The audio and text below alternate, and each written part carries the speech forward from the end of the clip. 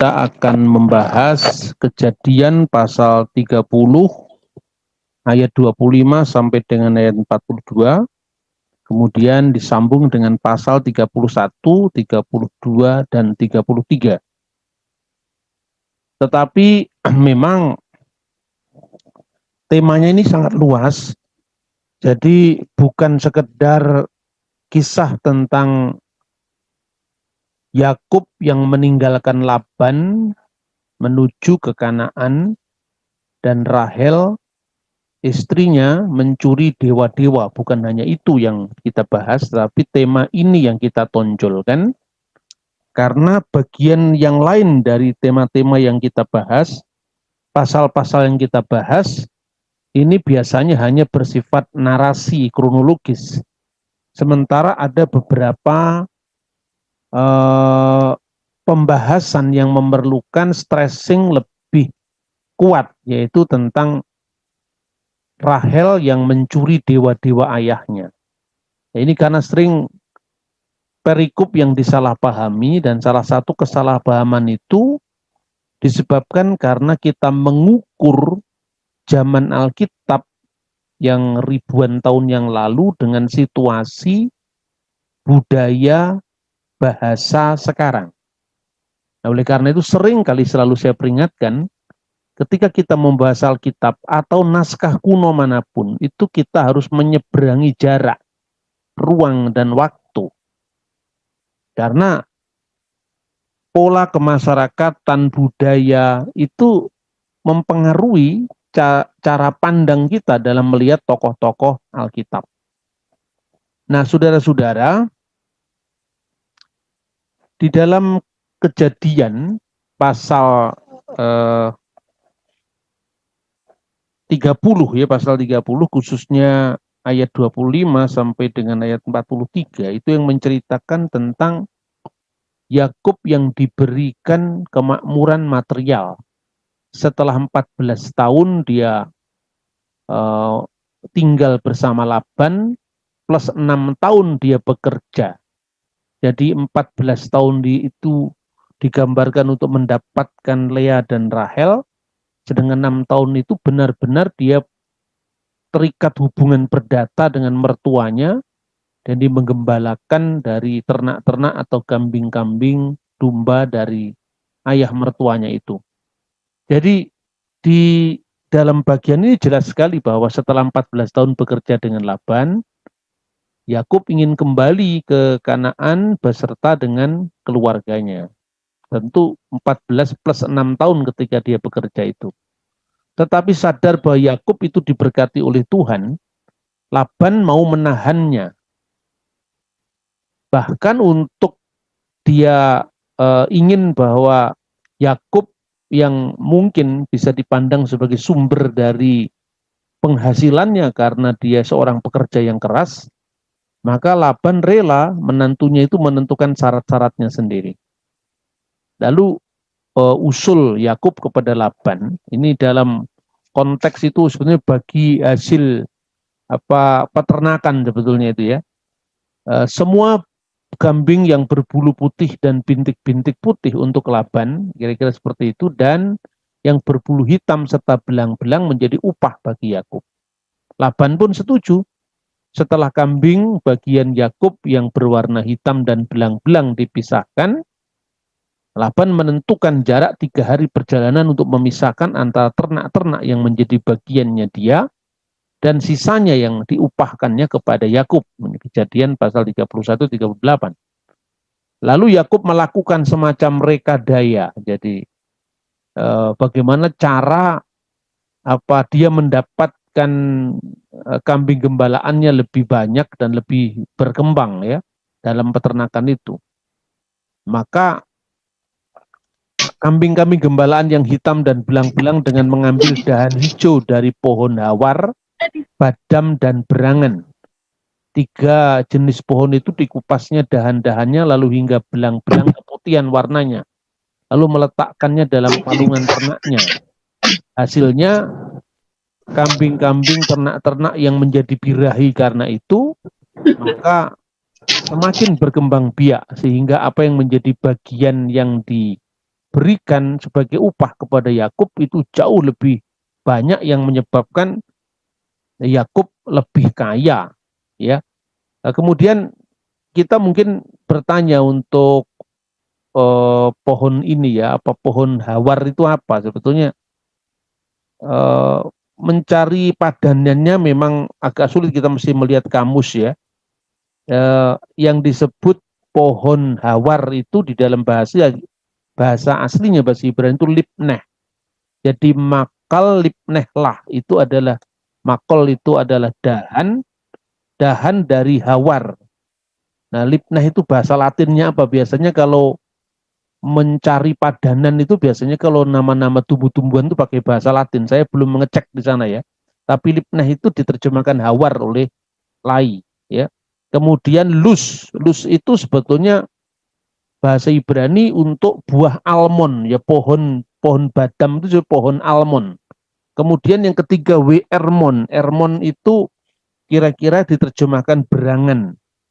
Berangan itu ya apa bahasa Latinnya saya tidak tahu. Tetapi kita bisa lihat apa namanya pohon-pohon itu bertumbuh di Timur Tengah dengan baik, ya. Meskipun mungkin bagi pembaca bahasa Indonesia apa itu hawar, apa itu badam, apa itu berangan, kita butuh melihat kamus itu. Tapi intinya bahwa Yakub telah berusaha sekuat tenaga untuk dia bisa melipat gandakan ternak-ternaknya itu. Nah, jadi pada minggu lalu dan 2 minggu sebelumnya kita sudah membahas tentang fakta-fakta hukum yang sejajar atau paralel dengan kehidupan para bapa leluhur atau para patriark bangsa Israel. Misalnya undang-undang Levit Ishtar, undang-undang Urnamu, kemudian undang-undang Het, ya, dan yang terakhir yang sering saya kutip yang karena itu banyak sekali kesamaannya itu adalah Prasasti Nusi. Nah, waktu itu saya sudah sampaikan bahwa kemungkinan besar ketika Yakub menikahi Lea dan kemudian 7 tahun lagi dia mendapatkan Rahel, itu memang adalah aturan bagi tradisi kemasyarakatan Mesopotamia, bahwa pertama adat kami tidak mengizinkan itu, kata Laban.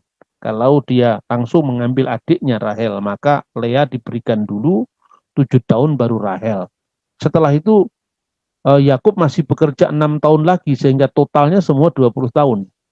Nah, saudara-saudara, karena posisi Laban ketika Yakub datang dari Kanaan itu tidak memiliki anak laki-laki atau belum punya anak laki-laki, maka hubungan hukum antara Yakub dengan Laban menurut prasasti yang sejaman dengan Alkitab yang menceritakan setting kisahnya Yakub itu mungkin adalah hubungan adopsi putra laki-laki. Nah, kemudian setelah Rahel dan Lea itu mempunyai adik laki-laki, meskipun namanya nggak disebutkan, tapi di situ disebutkan bahwa anak-anak Laban itu protes dengan kekayaan Yakub. Berarti anak laki-laki Laban itu tentu yang dilahirkan setelah Lea dan Rahel. Jadi ketika anak laki-laki yang tidak disebutkan namanya itu, anak-anak laki-laki yang tidak disebutkan namanya itu belum lahir, maka posisi Yakub itu sebagai putra adopsi, dan putra adopsi itu memang dia bisa mewaris dari ayahnya atau dari ayah mertuanya, apalagi kalau itu ditambah dengan hubungan mertua sama menantu. Jadi posisinya Yakub sangat kuat waktu itu. Tapi begitu lahir anaknya laki-laki, ya, menurut undang-undang zaman itu antara lain muncul dalam Prasasti Nusi, maka hak kepemilikan itu yang bersifat waris itu diberikan kepada anak laki-laki, dan itu bagian dari kesulungan anak laki-laki tadi. Meskipun sulung di sini tidak dipahami harus dalam pengertian yang lahir pertama, makanya kesulungan bisa dialihkan seperti yang tercantum dalam berbagai macam prasasti kuno. Nah, melihat suksesnya Yakub itu, anak laki-laki atau anak-anak laki-laki dari Laban itu protes. Yakub telah mengambil harta dari ayah kita, dan dari harta itu ia membangun segala kekayaannya. Nah, ini manusiawi ya, sebetulnya setelah mungkin mendapatkan protes dari anak-anak Yakub tadi, anak-anak Laban tadi, maka Laban itu berubah sikap terhadap Yakub seperti yang tercatat di dalam Alkitab. Maka kemudian bulatlah tekad mereka untuk dia pergi meninggalkan Mesopotamia. Nah, ini teks paralel yang tadi saya ceritakan, yaitu inskripsi Nusi. Ya, ketika melihat perubahan sikap itu dicatat dalam Kejadian pasal 31 ayat 2. Lagi kelihatan kepada Yakub dari muka Laban bahwa Laban tidak lagi seperti yang sudah-sudah kepadanya. Jadi ini perubahan sikap. Tadi saya sampaikan posisi Yakub itu secara hukum adalah anak adoptif dari Laban, yang kemudian setelah lahir anaknya yang laki-laki, maka posisinya menjadi sulit, dan karena memang posisinya sudah bertukar. Nah, posisi hukum Yakub itu berubah, itu tadi setelah lahirnya anak laki-laki. Laban karena berubah sikap, maka mantaplah sikap untuk mereka meninggalkan Mesopotamia. Nah, ini paralel pasal hukumnya kira-kira begini. Ini dalam lempeng Lusi ya, inskripsi Lusi. Lempeng tanah liat tentang adopsi ini milik Zike bin Akuya. Ini bunyinya inskripsi itu. Ia memberikan putra Senima untuk diadopsi oleh Surihailu. Dan Surihailu mempercayakan semua harta miliknya. Dan dari segala jenis pendapatan itu ia memberikan kepada Senima bagian dari kekayaannya. Jika Surihailu kelak memiliki seorang anak laki-laki, maka putra utama mendapatkan bagian 2 kali lipat dan Senima mendapatkan setengahnya. Jadi ini aturan ketika seorang sudah mengadopsi anak yang akan menjadi pewaris, tapi kemudian muncul anaknya laki-laki, maka pindah. Maka haknya Yakub itu hanya separuh dari anak yang laki-laki yang benar adik-adiknya istrinya tadi. Itu kira-kira kesejajarannya. Nah, tentu kenapa kita selalu mempelajari Alkitab dengan mencari paralel-paralel secara arkeologi, sebenarnya studi yang cukup baru ya. Artinya bahwa tradisi tafsir para rabi itu belum memasukkan kajian-kajian arkeologi semacam ini, karena memang ya biasanya ada kecenderungan menafsirkan teks-teks kitab suci itu menurut penafsiran zamannya. Nah, kita akan melihat itu nanti ketika kita berbicara tentang terafim yang dicuri oleh Rahel. Mungkinkah istri Yakub itu mencuri dewa-dewa, dan itu mungkin kalau dibaca oleh pembaca modern itu dari bahan ejekan. Nah, karena itu ketika Yakub kemudian lari secara diam-diam, dan saat itulah kemudian persaingan antara Lea dan Rahel itu mereda. Jadi katakanlah saat itu kedua-duanya sepakat karena posisinya sama-sama terancam oleh adiknya yang laki-laki. Lalu mengejar Laban, dari pengejaran itu dilakukan selama 7 hari. Karena apa ya? Mungkin jalannya Lea, Rahel dan anak-anaknya Yakub itu jauh lebih lambat ya. Karena apa? Karena dia membawa rombongan yang lebih besar dengan ternak-ternaknya atau hasil kekayaannya. Jangan membayangkan itu pada zaman modern ya. Pada zaman itu adalah suku-suku pengembara, itu adalah mereka berpindah dari satu kemah ke kemah yang lain beserta semua harta miliknya, kekayaannya tadi berupa kambing, domba, ternak tadi. Maka kemudian setelah bertemu, ini ungkapan yang mungkin ditertawakan oleh orang modern karena dia menertawakan apa yang mereka tidak paham. Maka sekarang, kalau memang engkau harus pergi semata-mata sangat rindu ke rumah ayahmu, mengapa engkau mencuri dewa-dewaku? Nah, kata dewa-dewaku itu adalah Elohai. Jadi Elohai itu ada Elohku, Jadi di situ terafim dipahami sebagai Elohim. Nah, jadi kasus pencurian terafim itu menjadi perdebatan di kalangan pembaca modern ya.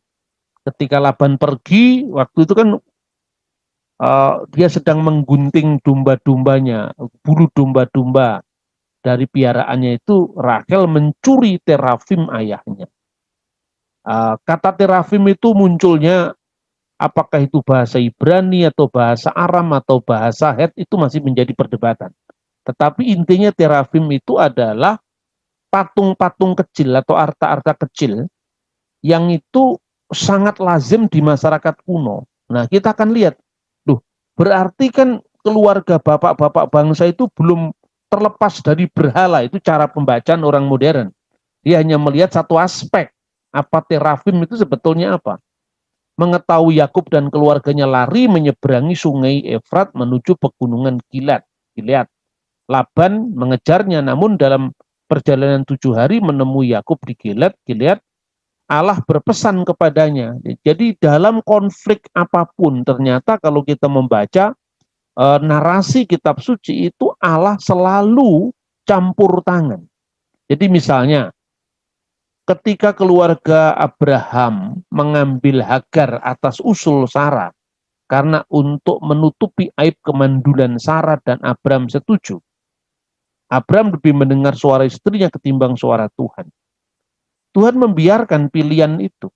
Tetapi begitu terjadi konflik dalam keluarga antara Hagar yang memandang rendah nyonyanya karena sang nyonya tidak bisa memberikan anak pada sang suami, Tuhan tetap membela keluarga itu. Artinya Hagar pun disuruh kembali, biarlah ditindas oleh nyonya kamu, karena Tuhan membela status anak dari Ismail putra Abraham. Tetapi janji Tuhan tidak pernah berubah karena hak kesulungan tetap ada pada Ishak. Dan narasi ini tidak hanya bisa dimaknai secara teologis dari sudut pandang kekristenan atau keyahudian, tetapi ternyata ini paralel dengan fakta-fakta hukum, sejarah hukum yang dibuktikan dari penemuan arkeologi, seperti yang terbukti dari prasasti-prasasti yang kita bahas selama ini. Nah, Tuhan berkenan untuk terlibat mengayomi dari para pihak yang sedang bertikai itu, artinya itu adalah pertikaian keluarga, dan dia mengatakan jangan mengatai Yakub dengan sepatah kata pun. Di situ Tuhan menjaga haknya Yakub karena Tuhan sudah memilihnya. Kemudian Kejadian pasal 31 ayat 28 35 itu menceritakan bahwa Laban merasa ditipu oleh Yakub. Bukan hanya Laban membawa kedua anak dan cucu-cucunya, tetapi juga mencuri dewa-dewanya. Nah, terafim yang dipahami sebagai dewa-dewa ini menjadi perdebatan, dan tentu kalau dipahami oleh logika polemikus semacam Zakir Naik, mungkin wah ini tidak cocok dengan kehormatan seorang nabi. Masa nabi masih menyimpan benda-benda yang dianggap Elohim, yang dianggap sembahan, yang dianggap berhala. Masakan istri seorang nabi mencuri dewa-dewa, ini pasti seperti itu. Ya, saya sudah tahu kan gayanya orang-orang polemik untuk memahami kitab suci itu, karena keterbatasan perspektifnya yang diukur untuk zaman yang berbeda. Tidak usahlah kita membaca kitab suci. Anda baca sejarah Napoleon saja. Tidak bisa untuk memahami hukum Romawi yang muncul 2000 tahun sebelum dia. Kan begitu kan? Jadi artinya kita harus melihat dan menempatkan semua teks-teks kuno manapun termasuk Alkitab itu pada konteks zamannya. Nah, kemudian setelah Laban bisa menemui Yakub dan anak-anaknya serta cucunya tadi, dia menggeledah kemahnya, tetapi terafim itu tidak ada di kemah itu karena Rahel sudah menyimpan itu di pelana ontanya. Sejarahnya seperti itu. Nah, kemudian pasal 36-42 mengisahkan Yakub menjawab dengan panas hati, mengapa Laban mengejarnya begitu keras? Padahal ia telah membuat ketidakadilan atas dirinya, atas Yakub. Dia mengatakan 14 tahun bekerja untuk mendapatkan Lea dan kemudian Rahel, dan 6 tahun bekerja untuk kekayaan yang kini secara pantas memang harus dimilikinya. Kira-kira situasinya seperti itu. Jangan hanya kemudian setelah munculnya anak-anaknya yang laki-laki, kemudian posisinya Yakub itu dikorbankan.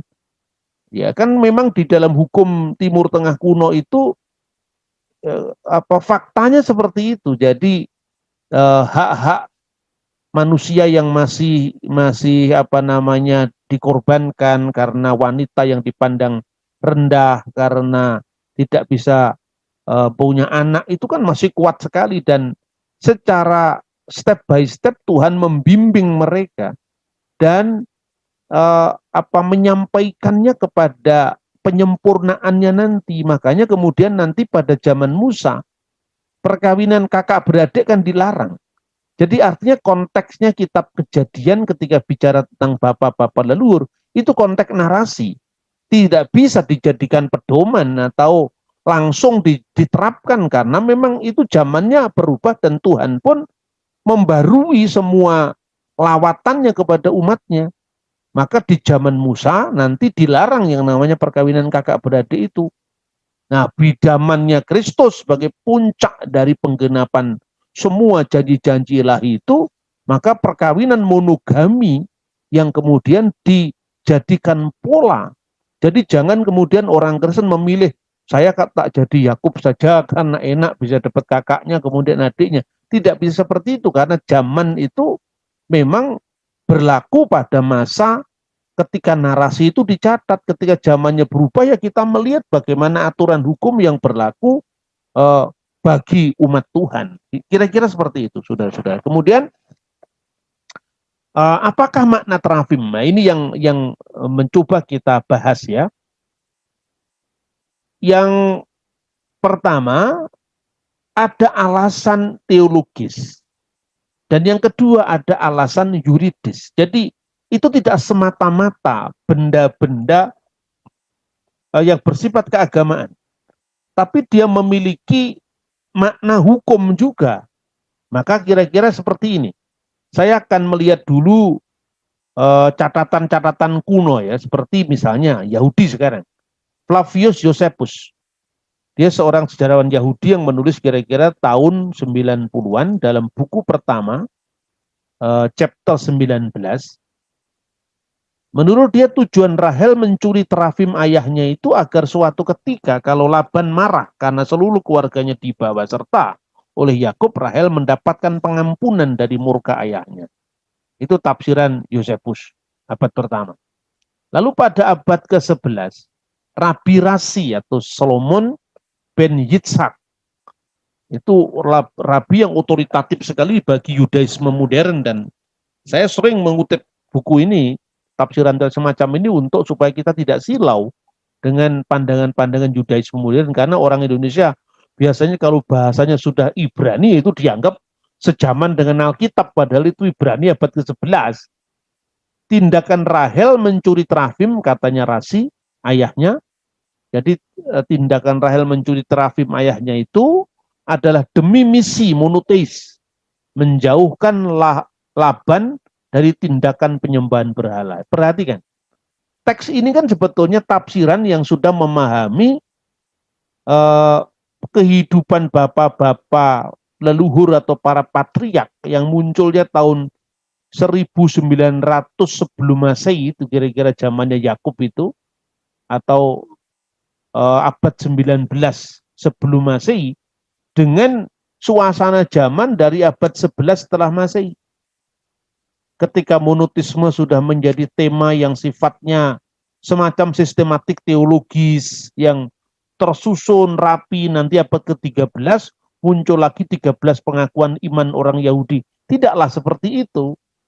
Karena ketika bangsa Israel berinteraksi dengan bangsa-bangsa lain, itu sebetulnya peristilaan untuk nama-nama Tuhan, konsep-konsep keagamaan, itu tidak sesuatu yang langsung jadi, tidak.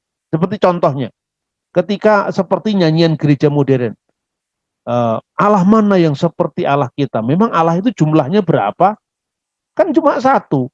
Tapi artinya gini, waktu itu sebetulnya monoteisme ditegakkan oleh bangsa Israel, tetapi dalam konteks bangsa-bangsa lain dianggap memiliki ilahnya masing-masing.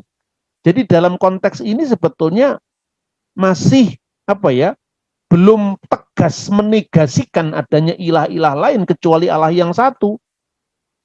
Seolah-olah eksistensi ilah-ilah lain itu diakui tapi tidak sebesar Elohimnya bangsa Israel. Itu satu ya misalnya. Kedua, ketika kita melihat kehidupan dari bapak-bapak leluhur sendiri misalnya, nama Tuhan yang mempersatukan Abraham, Ishak, Yakub itu El Shaddai. Nama ini adalah nama umum yang dipakai sebagai Tuhan yang menyatakan diri kepada Abraham, Ishak, dan Yakub sebagai El Shaddai. Tetapi dengan namaku YHWH, aku belum menyatakannya, berarti itu pada zaman Musa. Nanti ada istilah namanya Pahat Yitzhak yang disegani oleh Ishak. Ini nama yang mencirikan bagaimana pemahaman Ishak mengenai Tuhan yang dia segani. Kemudian El Elyon, Allah yang maha tinggi. Dengan nama itu, Melkisedek memberkati Abraham misalnya. Tetapi sesungguhnya Eloh, Eloah itu sebetulnya memiliki akar yang sama dengan bahasa Akadia, yaitu Ilu. Makanya El Shaddai, Ilu Sadu, menjadi El Shaddai. Makanya nama-nama orang seperti yang muncul dalam prasasti Nusi ini pun misalnya Suriha Ilu. Ilu itu artinya El. Ini menjadi apa ya? Kajian yang menarik karena bapak-bapak bangsa itu tidak bicara dalam satu bahasa. Makanya nanti ketika Yakub berjanjian dengan Laban, itu nanti Yakub menamainya dengan nama Ibrani, Laban memakainya dengan nama Aram. Kita lanjutkan. Nah, kemudian Rabi Rasbam, Samuel Barmeir, meninggal tahun 1174. Selalu saya sebutkan tahunnya supaya Anda bisa membedakan ini teks Ibrani dari tahun berapa. Terafim adalah alat meramal dan menenung. Lah ini pandangannya beda lagi ini. Rasbam ini. Mungkin ya itu agak ngawur lah itulah. Itu pandangan orang abad ke-11, abad 12. Rabi Ben Esra. Ini seorang sastrawan yang pernah mengunjungi Kairo ya. Rabi ini hidupnya abad 12. Tujuan Rahel mencuri terafim agar ayahnya Laban tidak bisa berkonsultasi dengan terafim tentang pelarian Yakub dan keluarganya sehingga tidak bisa mengejar mereka. Jadi Ben Esra ini menganggap bahwa Laban masih bermain dengan apa namanya berhala-berhalanya itu. Nah, apakah tafsiran ini bisa diterima? Kita masih bisa berdebat panjang. Mengapa para bapak leluhur itu justru memilih istri bagi anak-anaknya itu ke Mesopotamia? Apa pertimbangannya? Apa pertimbangannya Ishak sangat sedih ketika Esau mengawini dua perempuan asing, tidak dari kalangan keluarganya, dan tahu kalau bapaknya tidak suka dengan dua istri yang diambil dari perempuan asing tadi, maka kemudian Esau mengambil putrinya Ismail yang dari kalangan keluarga sendiri. Apakah ini pertimbangan religius atau tidak? Ini masih panjang, jadi tidak sederhana teks Ibraninya seperti ini, nggak sederhana itu, karena ini kan harus melewati, melampaui zaman dengan budaya, bahasa, tata kehidupan sosial hukum yang berbeda-beda. Nah sekarang ada alasan yuridis dibalik alasan teologis. Alasan yuridis itu misalnya banyak dikemukakan oleh penulis-penulis modern, khususnya setelah bersentuhan dengan arkeologi. Nah misalnya Mikebal mengatakan bahwa tindakan pencurian terafim dari Rahel bertujuan untuk melengkapi kemerdekaan Yakub dari Laban dengan cara menambahkan harta kekayaan dari rumah ayahnya. Kepemilikan terafim sebagai Elohim keluarga Laban adalah bukti kepemilikan harta benda ayahnya termasuk anak-anaknya. Jadi di sini terafim itu meskipun gambarnya adalah patung, itu adalah bukti kepemilikan. Dan itu dalam sejumlah eh, prasasti yang mungkin kali lain akan saya sebutkan satu-satu, tapi tentu karena kita membahas 4 pasal langsung kilat begitu ya tidak bisa mendalam ya. Mungkin dari kelas-kelas kajian arkeologi nanti saya saya bahas lebih dalam ya.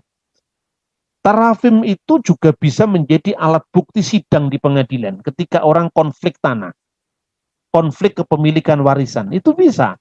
Dan itu ada prasastinya waktu itu. Nah, kenapa Rabi Rasbam, Rabi Rasi tidak mengetahui itu ya? Karena memang arkeologi belum ditemukan sehingga ada kecenderungan untuk menafsirkan itu dari keterbatasan zamannya di abad ke-11. Seperti itu. Lalu Cyrus Gordon mengatakan bahwa kepemilikan terafim berarti kepemilikan tampuk kepemimpinan dalam sebuah keluarga. Pandangan ini sejalan dengan prasasti Nusi yang berasal dari tahun 2000 sebelum Masehi dengan paralelnya pada kisah Yakub dan Laban. Nah, ini bagaimana sekarang kita menjelaskan Rahel yang mencuri terafim atau dewa-dewa Laban dari ayahnya. Salah satu prasasti dari perjanjian nikah di Kirkuk. Kirkuk itu wilayah Irak. Kira-kira juga tahun 1900 sebelum Masehi. Dewa-dewa keluarga diwariskan kepada anak laki-laki dan bukan kepada menantu.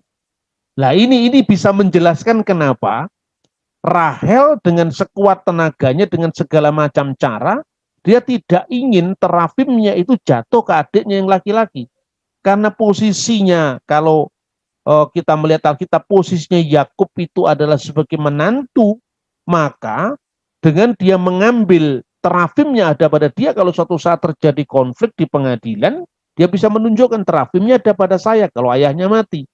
Jadi itu penjelasan yang menurut saya paling sejalan, sekalipun tentu tidak menafikan, tidak menghilangkan aspek-aspek teologisnya di mana Tuhan mengajarkan melalui firman-Nya dalam kitab suci itu ya di balik peristiwa-peristiwa nyata tadi.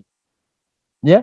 Jadi ini mirip sekarang kalau misalnya Anda lihat itu di Museum Nasional ya, misalnya Museum Nasional di Jakarta lah itu. Ada banyak misalnya gobok wayang, itu uang pada zaman Majapahit, gobok Cina, gobok wayang. Gobok wayang itu gambaran orang-orang alat tukar pada zaman Majapahit yang gambarnya itu adalah wayang-wayang cerita Ramayana, cerita India. Nah kalau wayang itu ada gambarnya Dewa Siwa dan kemudian ada orang Muslim pada zaman Majapahit misalnya menyimpan gobok wayang yang bergambar Siwa. Apa berarti dia menyembah Dewa Siwa, Dewa Hindu? Ya tidak. Kan seperti itu contohnya. Kan pada zaman Majapahit akhir kan sudah banyak orang-orang Muslim yang tinggal di pesisir. Mata uang yang berlaku mata uang apa? Mata uang Majapahit itu antara lain gobok wayang, gobok Cina, ya, dan mata uang Cina dari berbagai macam dinasti yang berlaku pada masa itu. Nah kalau misalnya katakanlah sekarang Sunan Ampel tinggal di Surabaya, menyangoni pada santri-santrinya dengan uang Majapahit, gambarnya gobok wayang, gambarnya Dewa Siwa. Kan bukan berarti Kanjeng Sunan Ampel itu menyembah Dewa Siwa gitu. Seperti itu kira-kira, itu penjelasan hukumnya. Nah kemudian inskripsi Nusi. Apabila Naswi nama orang, mempunyai anak kandung laki-laki, ia akan membagi harta miliknya sama-sama dengan Wulu. Wulu itu anak angkat, tetapi anak laki-laki Naswi itu akan mendapat dewa-dewa Naswi. Jadi artinya bahwa dewa-dewa keluarga yang tidak lain adalah bukti kepemilikan tadi harus diberikan kepada anak laki-laki, bukan pada anak angkat atau bukan pada menantu. Ini jelas-jelas termaktub di dalam inskripsi perjanjian nikah di Kirkuk tahun 1900 sebelum Masehi dan juga inskripsi Nusi tahun 2000 sebelum Masehi. Nah, berdasarkan naskah-naskah Nusi tadi, terafim yang asalnya dari arcak-arcak kecil, dewi-dewi masyarakat Timur Tengah kuno, sebagai bagian penting dari bukti hak waris kepada anak laki-laki. 2, keinginan Rahel untuk memiliki terafim yang disebutnya Elohim dewa-dewa. Di sini Elohim diterjemahkan dewa-dewa oleh lembaga Alkitab oleh Laban karena Rahel mau menjamin hak suaminya. Yakub sebagai kepala keluarga setelah Laban nanti meninggal. Dan tuntutan itu secara hukum bisa dibuktikan dari kepemilikan terafim yang berada di tangan pemegangnya sebagai bukti di pengadilan. 3. Pada akhirnya Laban menghentikan pencarian dewi-dewa keluarga itu. Mungkin saja karena menyadari bahwa Yakub telah berjuang sangat keras dan ia berhak untuk mendapatkan warisan itu. Bukan hanya karena perkawinan dengan kedua anaknya, tetapi lebih-lebih karena hasil kerja kerasnya. Jadi itu kira-kira relasi Laban dan Yakub dalam penemuan arkeologi, baik itu di Kirkuk dan di Nusi, ya. Kemudian setelah sadar ya bahwa kemudian dia tidak lagi mencari terafimnya tadi, setelah berdialog cukup lama dan kita yakin dalam konteks iman Kristen tentu karena itu campur tangan Tuhan yang jelas nyata dalam kehidupan para bapa leluhur, khususnya kisahnya Yakub di sini yang sedang kita bahas. Kemudian ini kita bisa melihat ya perjanjiannya yang dilakukan itu antara kedua belah pihak, ya, antara Laban dengan Yakub. Lalu Yakub bersumpah. Nah, ini hubungan bagaimana nama-nama ilahi yang dipakai. Sumpahnya Yakub itu di atas namakan Bepahat Abiyu Yitzhak, demi yang disegani ayahnya, yaitu Ishak. Jadi Ishak mengajarkan kepada Yakub Tuhan yang disebut yang disegani. Bepahat Yitzhak, yang disegani oleh Ishak. Sementara sementara Laban bersumpah di dalam pasal 31 ayat 53. Allah Abraham, Allah Nahor, Allah ayah mereka kiranya menjadi hakim antara kita. Jadi dia hanya menyebut ya Allah Abraham, artinya Allah yang disembah oleh Abraham, Allah yang disembah oleh Nahor, Allah dari ayah mereka kiranya menjadi hakim antara aku dan kamu. Lalu apa isi perjanjiannya?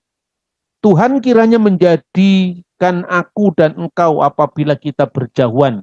Tuhan menjadi pelindung. Jika engkau mengaibkan anak-anakku, ini Laban menjaga hak anak-anaknya yang dinikahi oleh Yakub. Jika engkau mengaibkan anak-anakku dan engkau mengambil istri lain di samping anak-anakku itu, ingatlah, walaupun tidak ada orang dekat dengan kita, Allah juga menjadi saksi antara aku dan engkau. Inilah timbunan batu dan inilah tugu yang kudirikan antara aku dengan engkau. Timbunan batu dan tugu inilah yang menjadi kesaksian bahwa aku tidak melewati timbunan batu ini untuk mendapatkan engkau, dan bahwa engkau tidak akan melewati timbunan batu dan tugu ini untuk mendapatkan aku, untuk berniat jahat atau dengan berniat jahat. Ini jelas Yakub bersumpah demi Allah yang disegani ayahnya. Jadi keluarga besar itu kemudian makan bersama dan bermalam di situ. Lalu pagi-pagi benar Laban bangun, mencium cucu-cucunya dan anak-anaknya, lalu memberkati mereka dan pulang. Jadi happy endingnya telah terjadi perjanjian antara bapak mertua dan anak-anaknya dan anak menantunya tadi. Kemudian dilanjutkan dalam Kejadian pasal 31 ayat 47. Ini yang menarik ya, fakta ini menarik.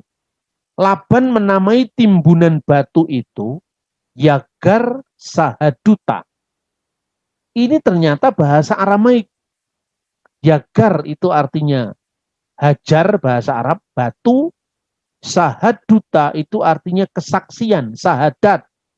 Jadi batu sahadat, batu yang menyaksikan tentang perjanjian Laban dengan Yakub. Tetapi Yakub menyamainya dengan nama yang lebih netral, Galet, timbunan batu, itu bahasa Ibrani. Yang paralel dengan bahasa Aram juga Mispa.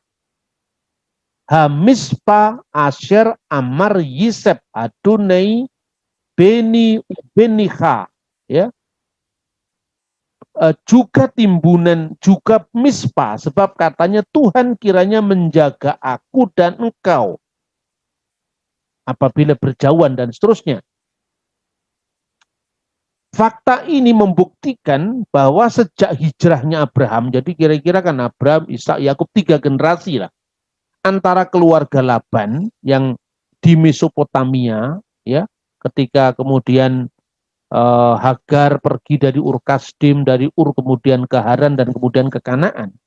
3 generasi ini sudah menyebabkan perkembangan baik itu di dalam budaya maupun bahasa. Terbukti apa? Ketika zamannya Ishak, ya, zamannya Ishak misalnya,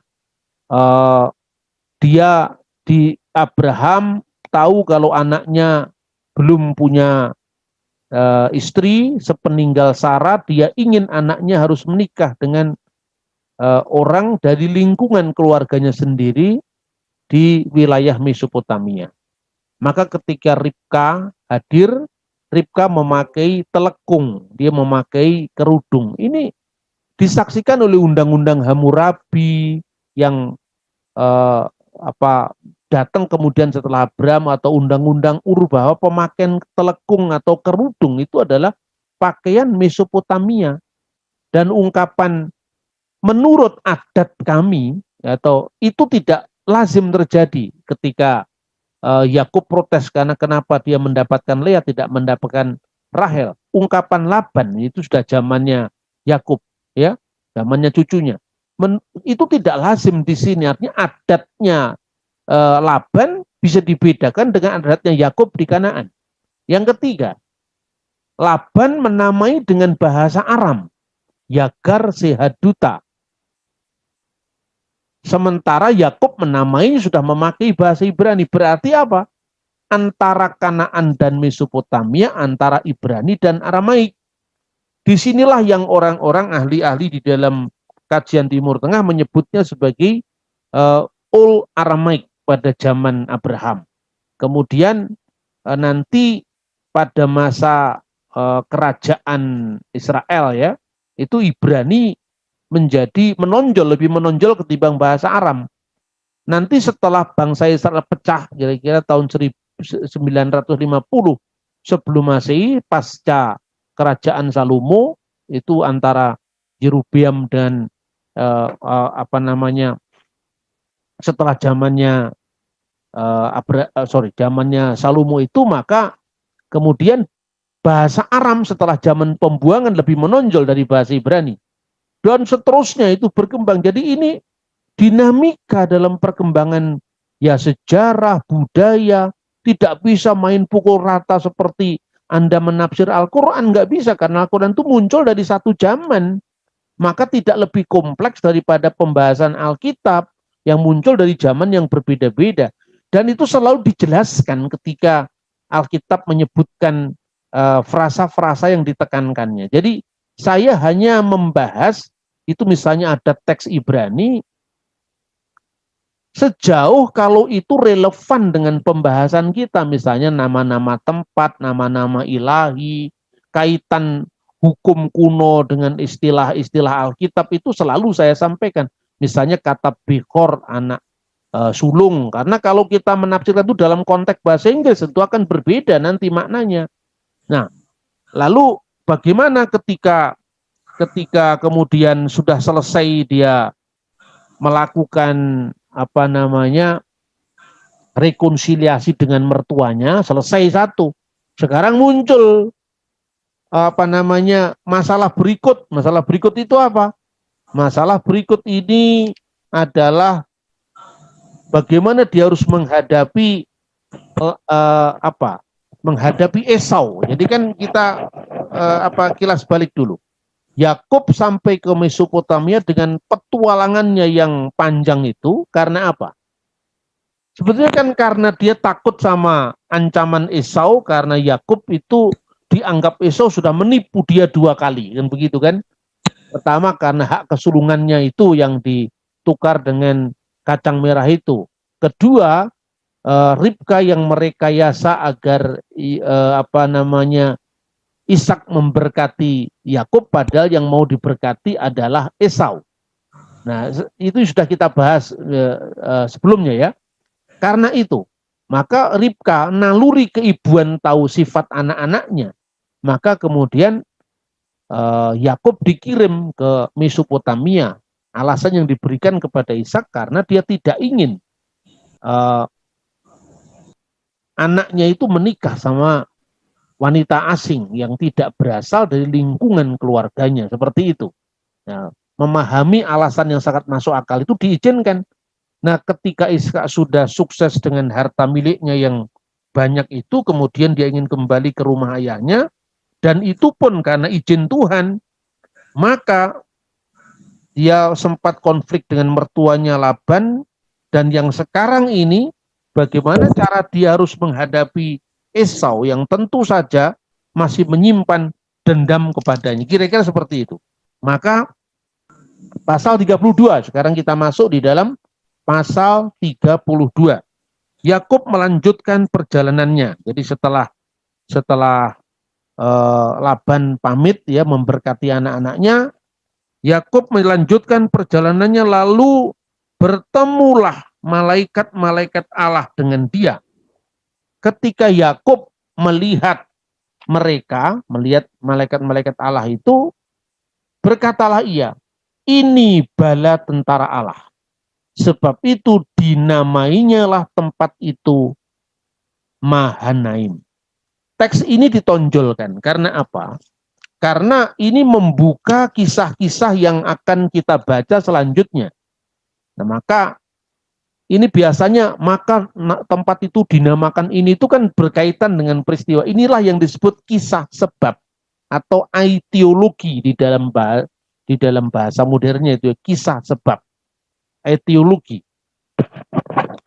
Nah, kemudian muncul kata Mahanaim. Mahanaim itu dari Mahanen. Itu bisa bermakna Mahaneh itu bisa bermakna tentara, juga bisa bermakna kemah. Bisa bermakna dua kemah ya, bisa bermakna itu adalah tentara, tergantung konteksnya. Jadi misalnya di dalam teks Kejadian 32 ayat 1 ini ya, ayat 1 dan 2, ketika Yakub melihat mereka, dia berkata, ini bala tentara Allah. Ya, itu di dalam bahasa aslinya dia menyebut Mahaneh Elohim. Mahaneh Elohim Zeh. Tentara Allah ini. Ya. Tentara Allah lah ini kira-kira. Mahaneh Elohim Zeh.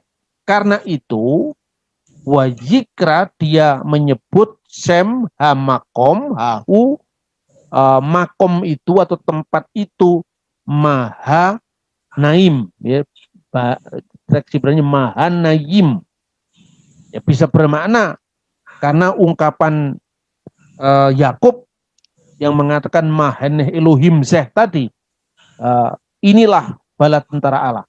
Tetapi dalam kitab Kidung Agung juga ada ungkapan tarian perang. Tarian perang itu sesungguhnya dalam bahasa aslinya adalah Kimholat Ha Mahanayim. Tarian para pasukan perang. Jadi itu asal-usul tentang istilah Mahanaim atau Mahanayim. Ya. Sesudah itu Yakub menyuruh utusannya berjalan lebih dahulu mendapatkan Esau kakaknya ke tanah Seir.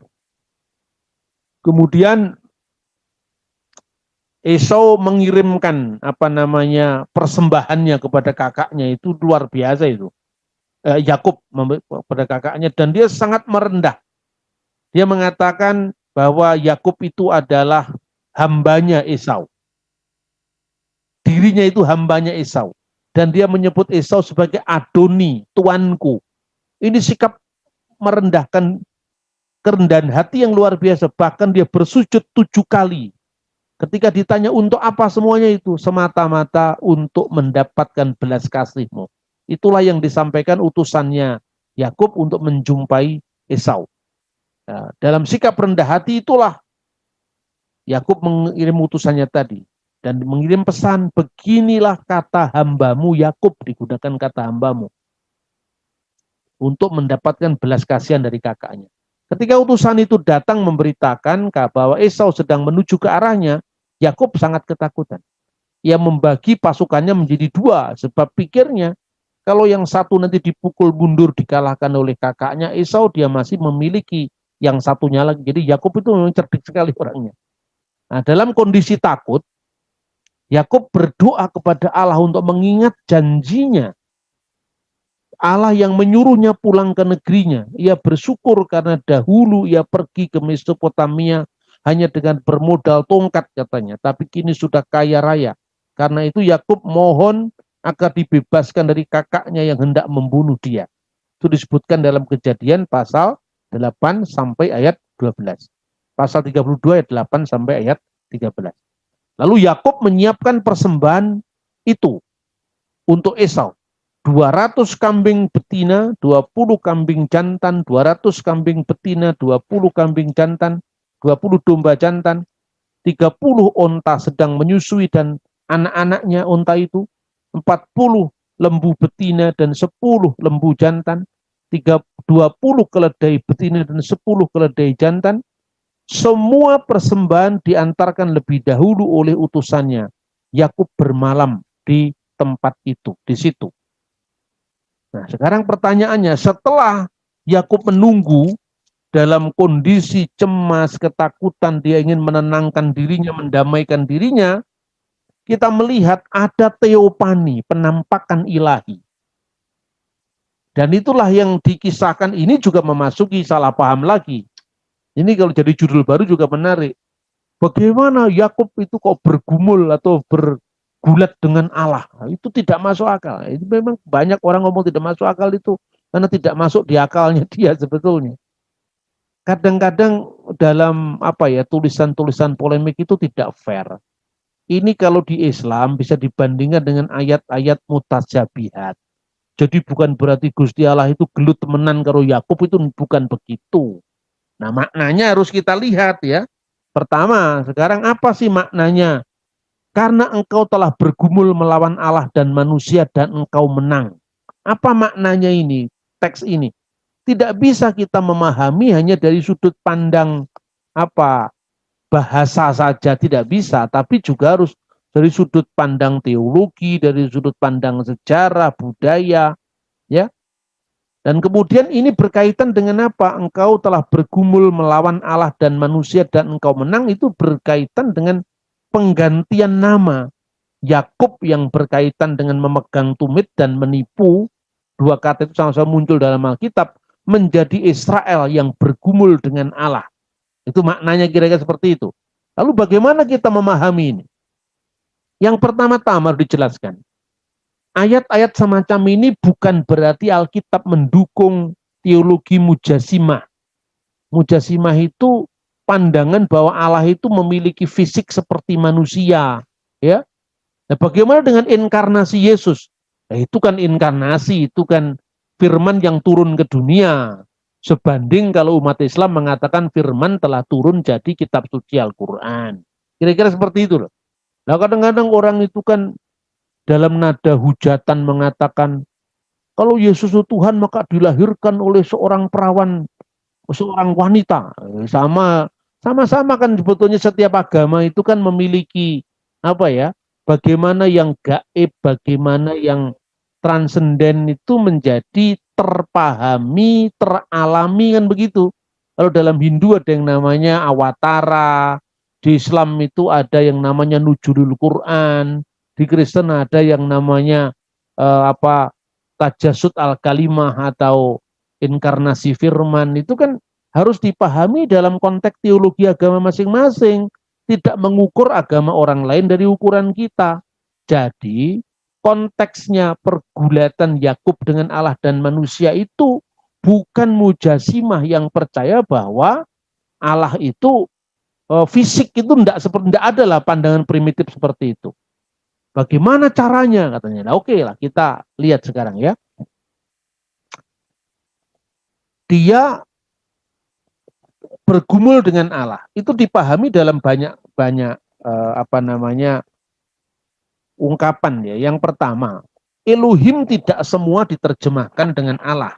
Tadi dalam konteks terafim tadi Elohim itu maknanya adalah dewa-dewa atau sesuatu yang dipuja. Ya, termasuk terafim itu dipuja, ini bukan dalam konteks penyembahan berhala saja yang terjadi pada masyarakat kuno, tapi ada juga itu bukti kepemilikan tadi. Kemudian kalau di dalam kitab Hosea pasal 8 ayat 12, ungkapan Yakub bergulat dengan Elohim. Elohim itu paralel dengan El Malak, malaikat. Dia bergumul dengan malaikat. Wa yasar El Malak, ya. Wa yukal dan menang. Dia menangis, bakah menangis untuk mendapatkan apa? Belas kasihan dari dia. Itu yang ditafsirkan dalam Hosea.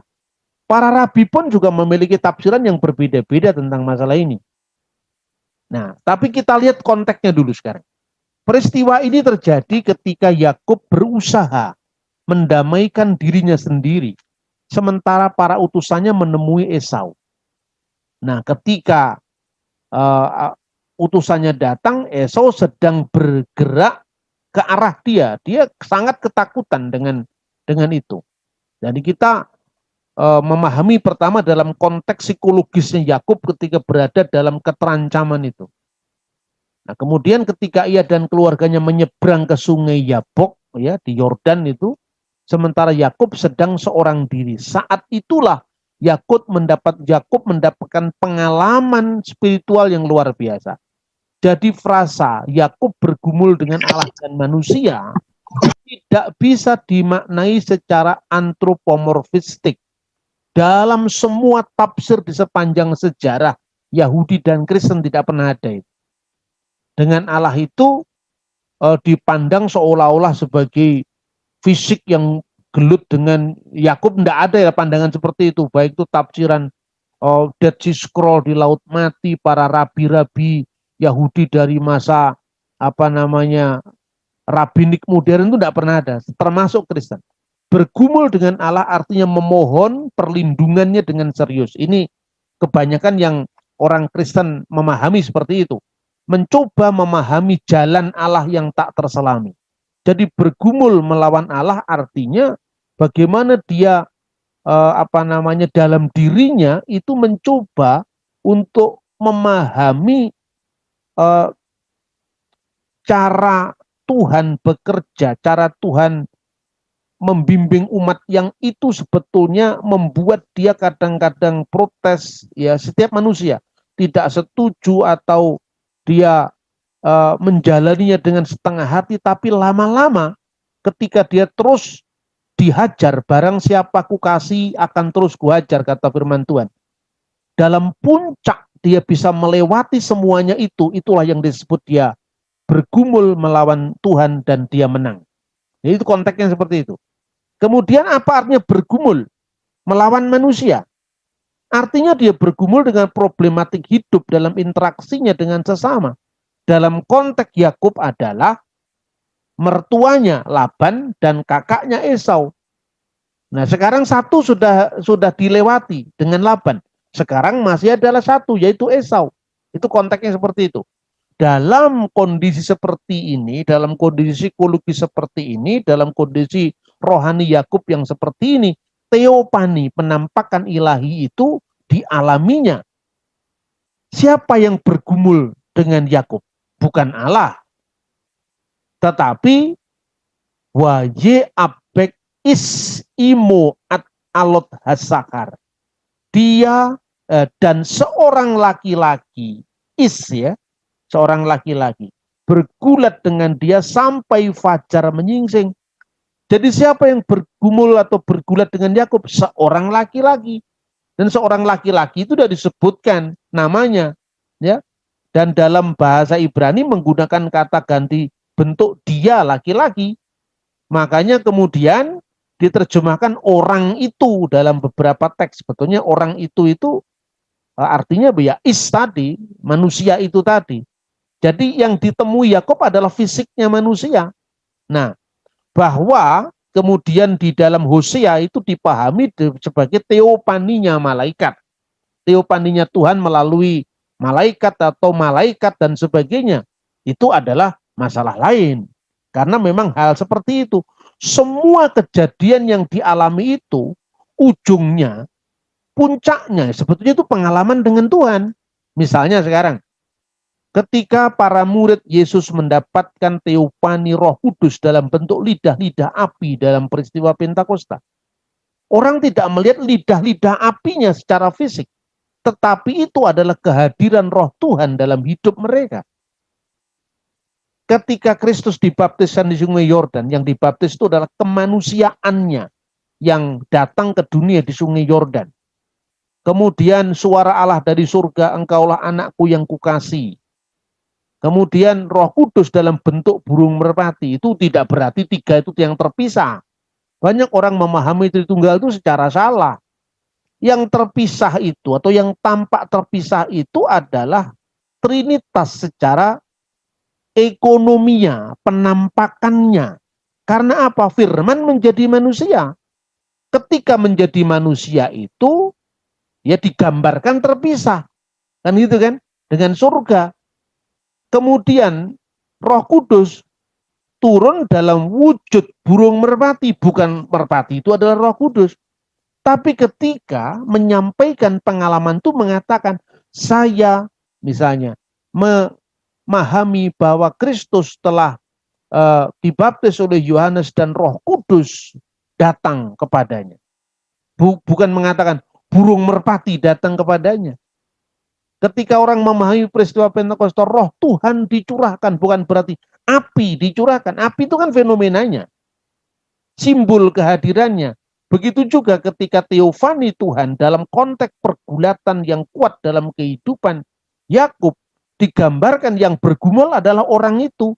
Tetapi pada akhirnya Yakub merumuskan pengalamannya. Yakub menamai tempat itu Peniel sebab katanya, aku telah melihat Allah muka dengan muka dan nyawaku tertolong. Nah, saudara-saudara, harus saya sampaikan secara penafsiran. Memang ini ada banyak penafsiran, tetapi semua penafsiran itu, baik itu penafsiran Yahudi maupun Kristiani, tidak pernah ada yang mengatakan bahwa benar-benar Yakub itu bergulat dengan Tuhan secara fisik. Ya, Tuhan itu kan bukan fisik. Ya, itu sudah clear lah. Yang seperti itu tidak usah dijadikan tema lagi yang seperti itu, karena memang kita tidak memahami seperti itu. Pemahaman bahwa pada akhirnya Yakub merumuskan yang dijumpainya itu, sekalipun dia bergulat dengan laki-laki, tapi yang dijumpainya itu adalah Tuhan sendiri, baik itu melalui malaikat, baik itu melalui wujud fisik seorang laki-laki. Entoh demikian, kesimpulannya, wajikra Ya'akob semhamakom Peniel. Ya, maka dinamailah oleh Yakub makom itu, tempat itu adalah Peniel. Kenapa? Kiraati, karena aku telah melihat Elohim Allah, panim el panim, muka dengan muka, watin nasil nafsi, dan selamatlah nafsi nyawaku. Seperti itu. Nah, kemudian ini salah satu aja ya penafsiran para rabi ini. Saya cerita selalu, saya bandingkan supaya jelas. Kalau Anda membaca buku yang berjudul ini buku ditulis oleh Rabbi Chaim, orang Yahudi Jerman nih. Judulnya Osnayim La Torah, ya, lebih dalam tentang Taurat. Di buku ini merupakan banyak singgungan dari tafsir-tafsir rabi-rabi, baik itu khususnya rabi-rabi kuno, rabi-rabi modern, tapi kebanyakan itu rabi-rabi modern. Itu digambarkan bahwa menurut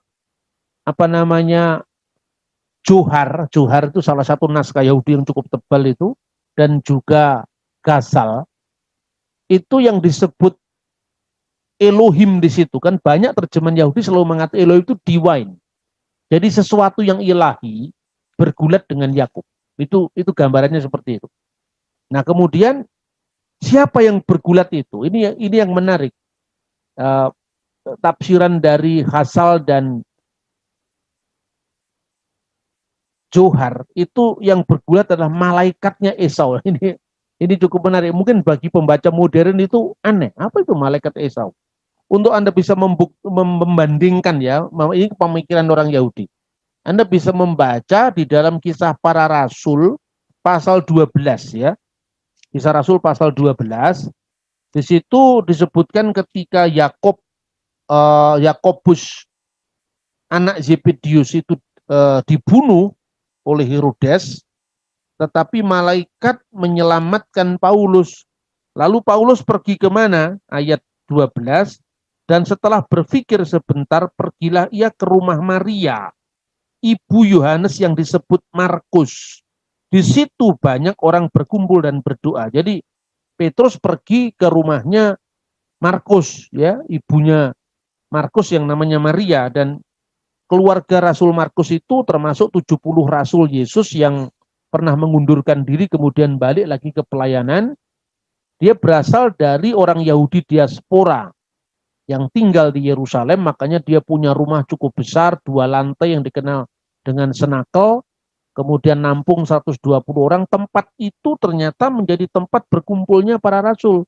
Dan tempat itulah yang tidak asing bagi Yesus ketika Yesus mengatakan, pergilah kamu ke kota, nanti kamu akan ketemu dengan seorang laki-laki yang membawa kendi, kemudian disitulah kamu berkata bahwa guru menghendaki mau mengadakan seder hapesah di rumahmu. Nanti kamu akan ditunjukkan ruangan atas. Kira-kira seperti itu adalah rumahnya Markus. Dan rumah itulah yang dikunjungi Petrus ketika dia lolos dari penjara. Dan ketika dia mengetuk pintu gerbang, datanglah seorang hamba perempuan bernama Rodi untuk mengetahui siapa yang mengetuk itu. Ia terus mengenal suara Petrus, tetapi karena girangnya ia tidak membuka pintu gerbang itu dan segera masuk ke dalam untuk memberitahukan bahwa Petrus ada di depan pintu gerbang. Kata mereka kepada perempuan itu, engkau mengigau. Akan tetapi ia tetap mengatakan bahwa benar-benar demikian, kata mereka, itu malaikatnya. Nah, jadi ini memang pikiran orang-orang Ibrani, orang-orang Yahudi zaman dulu. Ya, tentu kalau Anda orang Katolik atau dari gereja Katolik, Anda lebih paham kan, ini yang disebut malaikat pelindung sebetulnya. Itulah yang disangka itu adalah malaikat pelindungnya Petrus. Nah, dalam tafsiran rabi-rabi Yahudi, salah satunya itu adalah Zohar, itu menafsirkan bahwa itu adalah malaikatnya Esau. Nah, makanya ketika Yakub memohon, sebelum engkau pergi, karena matahari sudah mulai tampak di timur, ya, mulai fajar, mulai menyingsing, dia mau pergi, laki-laki itu tadi, maka ditahanlah dia. Sekalipun kemudian dalam pergulatan itu Yakub itu dipukul dengan pahanya. Itu artinya bahwa kalau dalam penafsiran banyak teolog Kristen, itu artinya kamu jangan mengandalkan kekuatanmu dengan segala strategimu, dengan segala macam-macam caramu, tetapi andalkanlah Tuhan yang telah terbukti menyelesaikan semua masalahmu. Kira-kira kalau Kristen begitu. Tetapi ada tafsiran Yahudi yang menarik. Itu katanya malaikatnya Esau. Makanya ketika dia menahan laki-laki itu untuk tidak pergi sebelum memberkati dia, artinya apa? Artinya begini. Kamu harus mengambil itu, berkat itu milik saya. Kesulungan itu tetap hak saya. Jangan dikasih kepada Esau. Kira-kira mengatakan seperti itu. Itu tafsiran Yahudi. Nah, tafsiran semacam ini ya boleh-boleh saja. Sekalipun dalam hal ini saya tidak sepakat untuk itu, ya. Artinya ya boleh-boleh saja yang namanya tafsiran, tetapi untuk memperkaya memperkaya pemahaman saja, ya, bahwa memang ada gambaran tentang malaikatnya Esau, malaikatnya Petrus, itu kan suasana pikir orang Yahudi, ya. Dalam konteks seperti itu kita bisa melihat background sejarahnya. Nah, oleh karena itu banyak ya, Kalau kita melihat bahwa paling tidak itu adalah teofani Allah melalui malaikatnya. Makanya di dalam Hosea dikatakan itu dia bergumul dengan malaikat Allah. Tentu malaikat yang tidak berbentuk aslinya dan yang gaib, tapi dalam konteks wujud teofaninya seperti manusia gitu loh. Jadi menjelma seperti manusia seperti itu. Tapi itu hasilnya toh akhirnya dia memenangkan pergulatan itu, artinya bahwa dia telah mendahulukan jalan Allah, sekalipun itu sulit, harus bergumul dengan dirinya, tapi dia menang. Dan dia sudah menang dengan Laban, artinya sudah selesai kasusnya. Sekarang dengan Esau, itu konteksnya seperti itu. Ya, tafsiran-tafsir semacam ini sebetulnya ya ada ya tafsir yang secara gramatika bisa dibenarkan. Tetapi kalau didalami lebih lanjut ya masih dipertanyakan itu. Tapi kalau saya pribadi, karena saya Kristen, maka saya meyakini bahwa Roh Kudus telah membimbing umatnya melalui orang-orang yang diajar oleh para rasul. Jadi kalau orang Yahudi dulu selalu berdoa ya seperti gambaran bapak-bapak leluhur memberkati dengan Allah Abraham, Allah Nahor, Allah yang disembah oleh ayah kita, itu artinya apa? Ada kesinambungan pengajaran dari ayah mereka, kakek mereka, sampai Abraham. Maka orang Yahudi selalu berdoa, Baruch ata Adonai, Meleka olam Elohe Abraham, Elohe Yitzhak, Elohe Yaakov. Yang artinya, Allah yang disembah Abraham, terberkatilah engkau ya Tuhan, Elohenu, sembahan kami, Meleka olam, Raja yang kekal, Elohe Abraham, Allah yang disembah Abraham, Allah yang disembah Ishak, Elohe Yitzhak, Elohe Yakub, Allah yang disembah Yakub. Artinya apa? Ini kesinambungan pengajaran dari zaman Abraham. Kesinambungan seperti itu diteruskan oleh Israel yang baru, yaitu gereja. Seperti Yesus mengajar 12 murid, seperti Yesus mengajar 70 murid atau rasul, lalu murid-murid tadi memiliki muridnya lagi, generasi pertama apostolic fathers, bapak-bapak apostolik yang diajar langsung oleh para rasul, kemudian murid dari muridnya lagi sampai kepada bapak-bapak gereja. Jadi saya menghormati setiap tafsiran seperti itu, tetapi sebagai seorang Kristiani tentu saya lebih mempercayai bapak-bapak gereja yang berasal dari generasi paling awal dari zaman Rasuli. Mungkin kalau dibandingkan dengan Islam itu tradisi sanad. Mungkin orang Muslim lebih paham ketimbang orang Kristen modern itu ya. Sanad itu mesti bersambung pada masa Rasulullah. Begitu juga ini mesti bersambung pada zaman Yesus. Melalui apa? Melalui berita yang diterus sampaikan itu yang namanya taklid al-muqaddas. Itu yang namanya paradosis apostolik gitu loh. Nah, makanya ketika kita melihat tafsir ya, misalnya saya guyonan begini. Ada orang Yahudi yang menafsirkan bahwa Kejadian pasal 1:26 itu adalah Tuhan berbicara kepada sidang ilahi. Ya, secara gramatika tidak ada masalah sebetulnya. Pasal 1 ayat 26 itu digunakan kata kita ya. Wa yumer Elohim, berfirmanlah Allah, na'asyah Adam, mari kita jadikan Adam, jadikan manusia, besal menu, kitmutinu, menurut gambar dan rupa kita. Kita di sini katanya adalah sidang ilahi. Ayat-ayat Alkitab ada yang merujuk itu, misalnya di kitab Mazmur ada sidang ilahi, dan banyak kata-kata misalnya Elohim diterjemahkan dengan yang ilahi misalnya ya, seperti dalam kasus ini tadi malah diterjemahkan dewa-dewa, tergantung penerapannya ya, karena itu berkonotasi bangsa-bangsa non Israel, maka diterjemahkan itu terafim, itu dengan Elohim diterjemahkan dewa-dewa misalnya, tergantung konteksnya. Tetapi ketika kemudian pasal berikutnya wajibra Elohim et ha Adam besalmo, di situ digunakan bentuk tunggal. Ya, artinya bahwa marilah kita itu Tuhan berdialog sama para malaikatnya di sidang ilahi itu, Kemudian yang menciptakan cuma Tuhan saja, bukan malaikatnya. Itu boleh-boleh saja. Tetapi ketika kita membaca Targum Neofiti, ya Targum Neofiti itu jauh lebih kuno daripada tafsiran Rabi.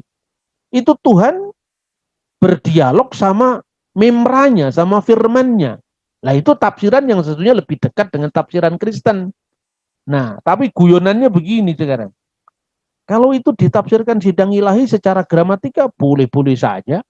Tapi gini loh, bayangkan sekarang. Ini saya guyonan itu. Waktu Tuhan berfirman seperti itu ketika Tuhan menciptakan langit dan bumi kan, iya betul. Pak. Terus dia minta saran atau bukan saran ya. Dia mendeklar rencananya itu kepada siapa? Kepada para malaikat. Cocok dengan Ayub.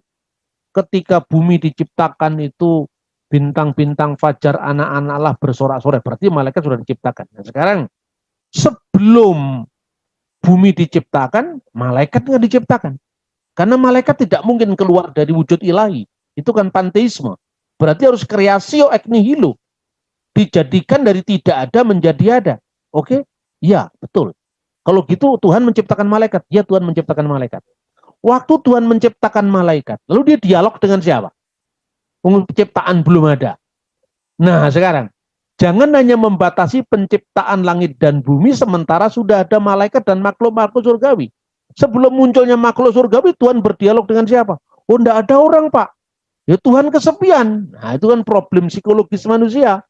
Tritunggal itu mau menjawab misteri ini.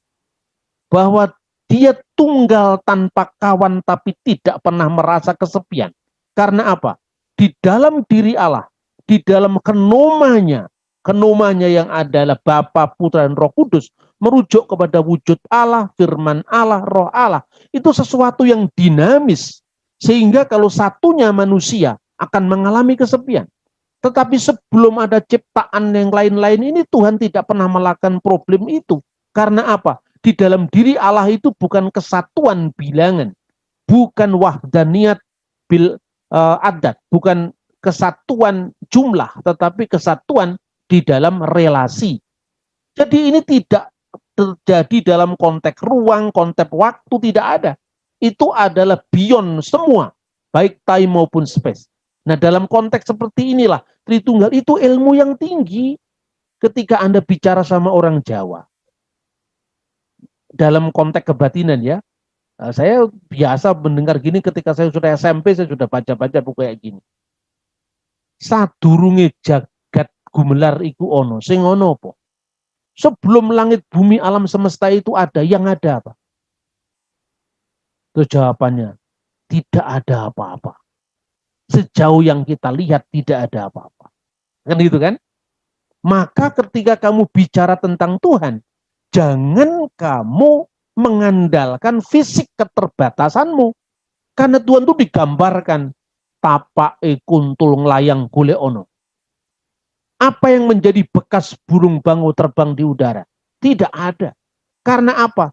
Itu sesuatu yang sifatnya gaib, gitu loh. Jadi Tuhan tidak terikat ruang, tidak terikat waktu. Saking dia tidak bisa menjawab, sudah mentok itu, maka para ahli spiritual mengatakan, sejati ini ora ono apa-apa kejaba saka sing kondo. Tidak ada apa-apa sebetulnya sebelum semua ini ada. Kecuali yang ada sekarang ngomong ini. Karena podo-podo enggak rohnya itu loh. Sama-sama enggak taunya. Maka Tuhan mengatasi semua klasifikasi itu. Nah kalau dalam konteks seperti ini, saya mikir, wah berarti orang Jawa lebih pintar daripada Rabi Rasi kan. Nah coba renungkan kata-kata saya. Sebelum terjadian ada, semua ini gumelar ada. Yang ada apa? Hanya Tuhan yang ada. Kalau Tuhan itu ada, dia di mana? Kata di mana ini sudah salah. Karena Anda menempatkan Tuhan dalam konteks ruang. Ketika saya menggambar Trinitas dengan satu bulatan, di dalamnya ada firman-Nya dan roh. Ini nggak bisa ditafsir secara matematika. Ketika Anda menggambar Tuhan dengan bulatan, berarti yang di luar bulatan bukan Tuhan. Padahal Tuhan itu omnipresent. Ini hanya untuk memudahkan sistematik pembahasan. Nah inilah contoh-contoh bagaimana kita memahami teks ya, konteks ya, teologinya dengan cara yang benar dan baik. Kiranya Tuhan memberkati kita. Shalom alaikum Bishem Hamasiyah.